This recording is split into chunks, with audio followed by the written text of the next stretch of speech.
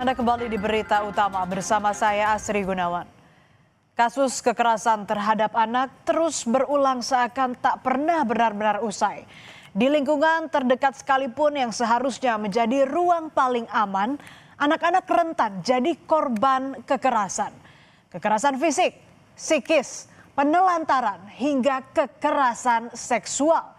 Mereka tak hanya menahan perihnya luka di tubuh, tetapi juga memikul beban trauma yang bisa menghantui seumur hidup. Baru-baru ini saudara, seorang balita di Surabaya, Jawa Timur disiksa oleh paman dan bibi yang mengasuhnya. Hampir setiap hari, tubuh mungil sang balita menjadi sasaran pelampiasan emosi tak terkendali dari orang-orang yang seharusnya melindungi.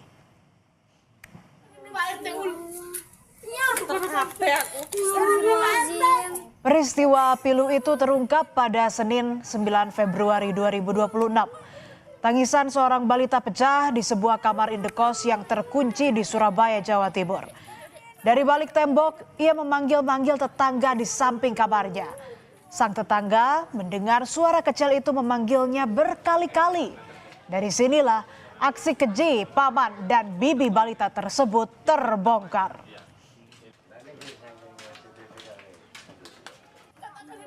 Dari balik pintu kamar indekos, tetangga menanyakan apa yang terjadi kepada korban.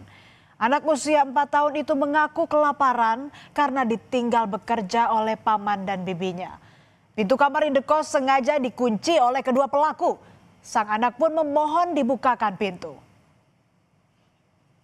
Mengetahui ada anak terkurung di kamar, tetangga minta bantuan pengurus RT dan warga setempat untuk menolong anak tersebut.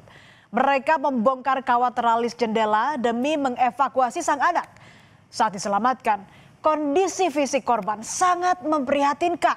Ada luka-luka di wajah dan kepalanya. Menurut tetangga, korban tinggal bersama paman dan bibinya sejak 4 bulan lalu.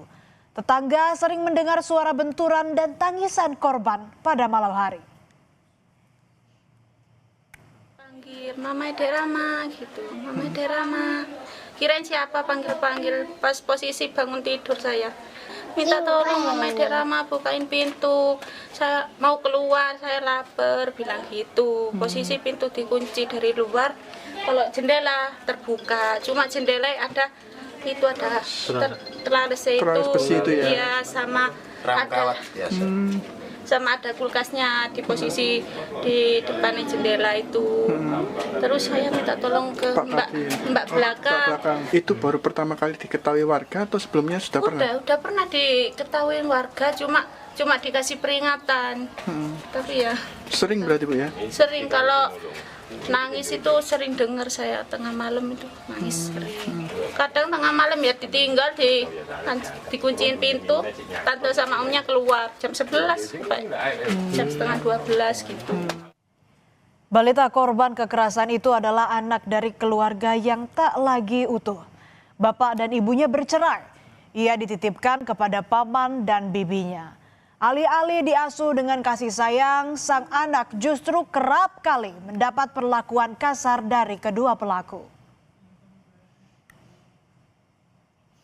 Polisi telah menetapkan paman dan bibi korban sebagai tersangka dan ditahan di Polrestabes Surabaya. Motif penganiayaan hingga kini masih didalami. Babin Kamtibmas Polsek Lakar Santri menyatakan, usai mendapat laporan warga, pihaknya langsung mendatangi lokasi. Bersama ketua RT, polisi membawa korban untuk divisum. Setelah itu korban dititipkan kepada kakak dari orang tuanya dengan pengawasan polisi. Kasus ini kemudian dilaporkan ke Unit Pelayanan Perempuan dan Anak Satreskrim Polrestabes Surabaya. Kondisi kayak gitu kita langsung arahkan ke unit PPA, kita sampai malam di situ sama Pak RT juga, sama Pak RT. Setelah Pak RT jadi pelapor karena data si suami itu memang menggunakan data yang lama, KTP lama bukan yang baru. Nah makanya Pak RT sebagai pelapor, orang tua datang, tersangka datang, om tantenya. Setelah itu kita lanjut ke PPA, sebelumnya kita bawa ke Polda Jatim untuk visum. Artinya kepolisian membenarkan ada kejadian ini Pak ya, ada kekerasan ini Pak ya. Kekerasan pada anak juga terjadi di sebuah rumah kontrakan di Subang, Jawa Barat pada 13 Februari lalu. Gara-gara cekcok dengan suami, seorang ibu tega membekap anak kandungnya menggunakan bantal hingga tewas. Pelaku mengaku tak berniat menghilangkan nyawa sang anak. Ia hanya berniat meredam tangisan anaknya dan tak menyangka bekapannya berujung maut.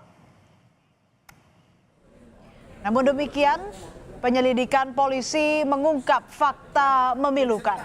Pelaku mengaku kesal kepada suaminya hingga tak sengaja melampiaskan kekesalannya kepada sang anak yang menyandang autisme sejak usia 2 tahun. Menurut polisi, konflik rumah tangga sudah sering terjadi antara pasangan suami istri tersebut. Sementara ayah korban mengaku tak menyangka karena selama ini istrinya adalah sosok yang sangat menyayangi ketiga anak mereka.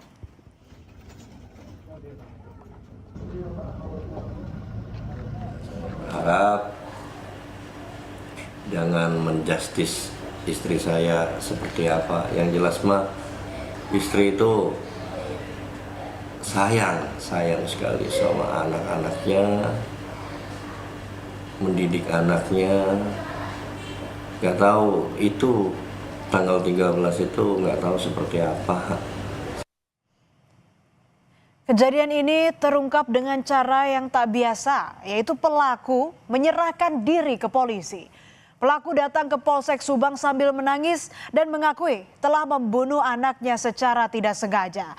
Meski demikian, polisi masih mendalami motif ibu membekap anaknya dengan bantal hingga tewas. Usai pelaku menyerahkan diri, polisi melakukan olah TKP dan memeriksa jenazah korban. Dari hasil pemeriksaan, tidak ditemukan tanda-tanda bekas kekerasan di tubuh korban. Pelaku saat ini masih menjalani pemeriksaan di unit PPA Satreskrim Polres Subang.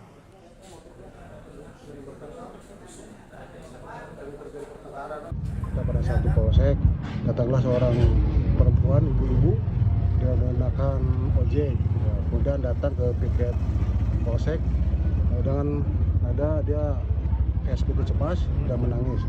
Dan kita tanyakan piket dan kebetulan saya juga ada di situ. Tanyakan, Bu, kenapa?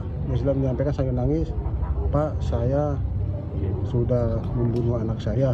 Setelah begitu kita tidak banyak bicara, langsung. Setiap anak seharusnya tumbuh dalam pelukan kasih sayang dan ruang aman.